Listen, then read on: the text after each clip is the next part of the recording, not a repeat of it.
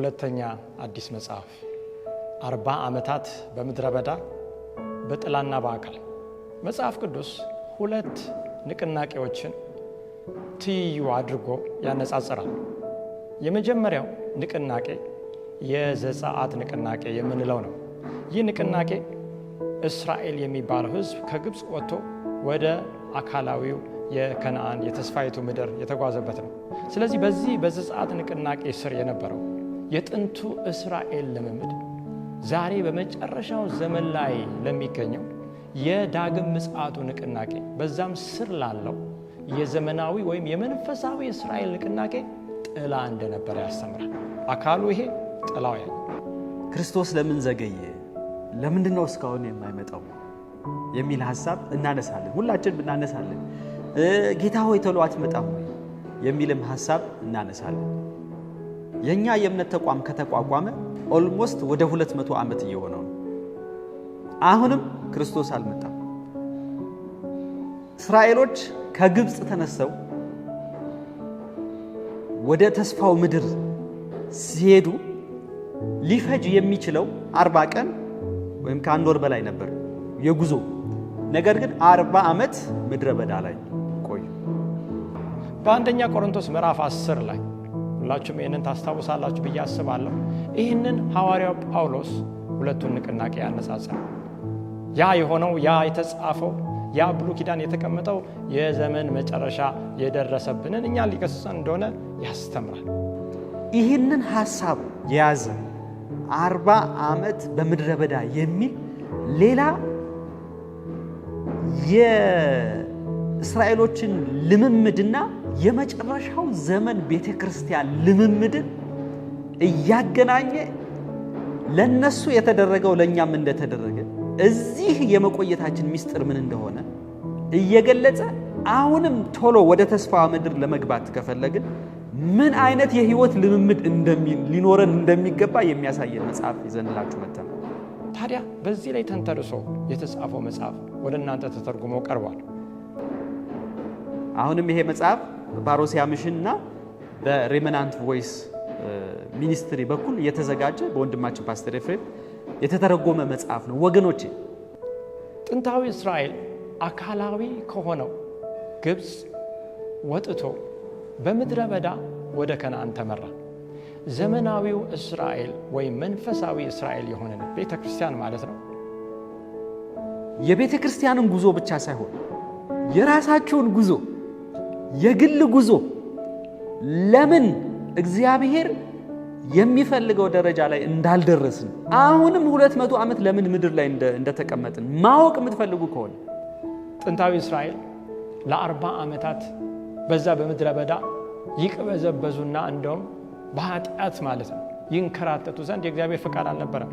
ነገር ግን ካለማመን የተነሳ የእግዚአብሔርን ጽድቅ የራሳቸው አድርገው ካለመቀበላቸው የተነሳ በራሳቸው ጥረት ወይም ሙከራ ያን ምድረ በዳ በማቋረጥ ከነዓን ለመግባት ጥረት እንዲያደርጉ ሳይጋበዙ ሳለ ነገር ግን ካለማመን የተነሳ ያንን መንከራተት አሳልፈዋል።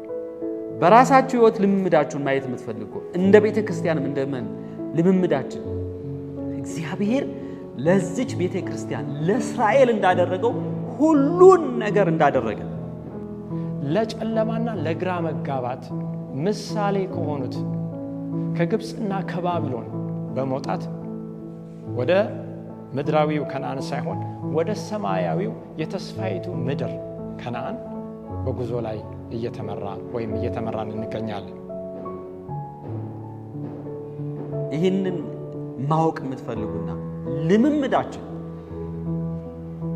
በምድረ በዳ ጉዟችን ከክርስቶስ ጋር ያለን ልምምድ እንደ ቤተክርስቲያን ማወቅ የምንፈልግ ከሆነ ህይወታችን እንዲቀየር በቅዱስተ ቅዱሳን ውስጥ ያለው ክርስቶስ እሱ ጋር እዛ ቦታ መገኘት እንዳለብን እሱ ቅዱስተ ቅዱሳኑ ላይ እየጠበቀን እንደሆነ ዛሬ እኛ ከግብጽ ከባቢሎን ከወጣን በኋላ በርካታ ዓመታትን እንደ ቤተክርስቲያን በመቶ የሚቆጠሩ ዘመናትን በዚህ ምድር ላይ ኖረናል። ለምንድን ነው ቢባል መልሱ አንድና አንድ ነው። ያ ምሳሌ ሊሆነን የተጻፈው ታሪክ መልሱን ይነግረናል። አለማመን ነው። የእግዚአብሔርን ልጅ ጽድቅ የራስ ጽድቅ አድርጎ አለመቀበል። በራሳችን ለመዳን የምናደርገውን ሙከራ ትቶ ይህንን ሰማይ የከፈለውን የተትረፈረፈውን ጸጋ ለኔ ነው ብሎ አለመቀበል ዛሬ በዚህ በኃጢአት ምድረ በዳ እየተንከራተትን እንድንኖር ምክንያት ሆኗል። በመጽሐፍ ቅዱስ የተቀመጠልን አንድ ሐሳብ አለ። አንደኛ ቆሮንቶስ ምዕራፍ 10 ቁጥር 11 ጳውሎስ በእነሱ ጊዜ እንኳን የእስራኤሎች ልምምድ የመጀመሪያው ቤተክርስቲያን የሐዋርያት ልምምድ እንደነበረ ሲናገር ያም ደግሞ ለኛም ልምምድ እንደነበረ ሲናገር እንደዚህ ይላል። ይህም ሁሉ እንደ ምሳሌ ሆነባቸው እኛንም የዘመናት መጨረሻ የደረሰብንን ሊገስጸን ተጻፈ። የነሱ የእስራኤሎች 40 ዓመት የምድረ በዳ ጉዞ የዚህ ዘመን የቅሬታው ቤተክርስቲያን ጉዞ ሆኗል። በዘዳግም በመጨረሻ ላይ ስመጣ ሳለ ሙሴ ከመሞቱ በፊት በዮርዳኖስ ዳርቻ በከነዓን ድንበር ላይ የደረሰውን እስራኤል ያለፈውን ታሪክ ዞር ብሎ እንዲገመግም ካሳሰበ በኋላ አንቀላፍቷል፣ አርፏል። ሙሴ ሞቶ በኋላ ክርስቶስ እንዳስነሳው እናውቃለን። ነገር ግን እስራኤል ከዛ በኋላ በኢያሱ መሪነት ወደ አዲስቱ ወይም ተስፋይቱ ምድር ገብቷል። ዛሬ እኛ በዚህ ምድር ላይ ያለን እንደ 7ኛ ቀን አድቬንቲስት ቤተክርስቲያን የኋላ ታሪካችንን ገምግመን ሰማይ እስካሁን ያልገባንበት ክርስቶስ እስካሁን ያልመጣበት ምክንያት ምን እንደሆነ መጽሐፍ ቅዱስ ላይ ያለውን ትንቢት መንፈስ ላይ ያለውን ታሪክን ገምግመን ከዚህ ትምህርት የምንወስድበት ከስተቶቻችን እንደገና ለኪሳራ ሳይሆን ከስተቶቻችን ለማትረፍ ማጥናት ያለብን ጊዜ ላይ ደርሰናል። ባለፉት ጊዜያት ጌታ እንዴት እንደመራን ከመርሳት በቀር ስለ ወደፊቱ የሚያስፈራን ምንም አይነት ነገር የለም የሚለውን መጽሐፍ ከዚህ መጽሐፍ 40 ዓመታት በምድረ በዳ ከሚለው ላይ እናገኛለን።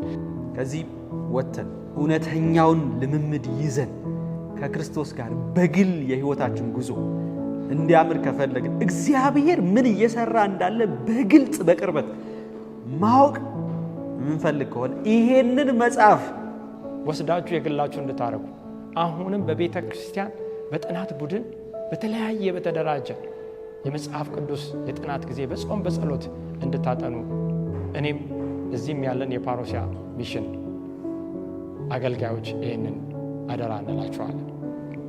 ስለዚህ በመጨረሻ ላይ በተለይ እንደ 7ኛ ቀን አድቬንቲስት ቤተክርስቲያን እኔም ቤተሰቤም ከኔ ጋር ያሉ ጓደኞች እንደተባረኩት ይህንን መጽሐፍ ወስዳችሁ እንድትባረኩበት ለሌላውም እንድታካፍሉ አደራ በማለት እጋብዛችኋለሁ። እግዚአብሔር ይህንን ስለምታደርጉ በረከቱንም ያዘጋጀውን በነፃ ስለምትወስዱ እግዚአብሔር ይባርካችሁ። ላለው እግዚአብሔር የተመሰገነ ይሁን።